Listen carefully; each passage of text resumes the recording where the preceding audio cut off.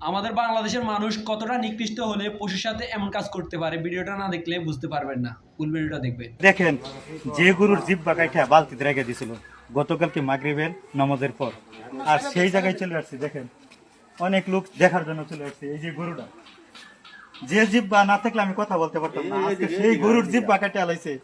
মানুষ কি পশু নামে পরিচিত দুনিয়াতে বাস করতেছে, আর সেই গরু জিব্বা কাটে আলাইছে। যে গরু নাকি আল্লাহ তাআলা আমাদের জন্য সৃষ্টি করছে, আর আমরা হইলাম সৃষ্টির সেরা জীব। সৃষ্টির সেরা জীব এই গরুর জিব্বা কিভাবে কাটলাম ওটা আমি সহ্য করতে পারতেছি না। আপনারা দেখেন যে গরুর কি পরিণাম।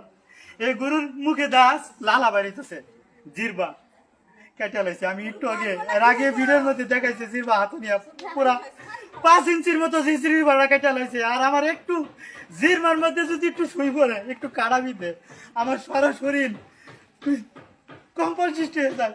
আজকে সেই গরুর জিব্বা কেটে লাইছে। দেখেন এই যে আমার বড় বড় ভাইরা, সম্মানিত ভাইরা সামনে উপস্থিত আছে, আজকে সেই গরুর কি নির্মম পরিবেশ।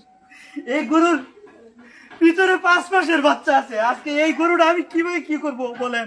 আর মানুষ, এই যে আমার মুরব্বী গরুর মালিক উপস্থিত, এই গরুর পেটে যদি বাচ্চা না থাকতো তাহলে জব করে হলে একটা সিস্টেম করা হতো। কিন্তু আজকে সেই গরুর কি পরিহাস, কিন্তু কোনো কিছু করতে পারতেছে না। আর সেই গরু না খায় উপাস।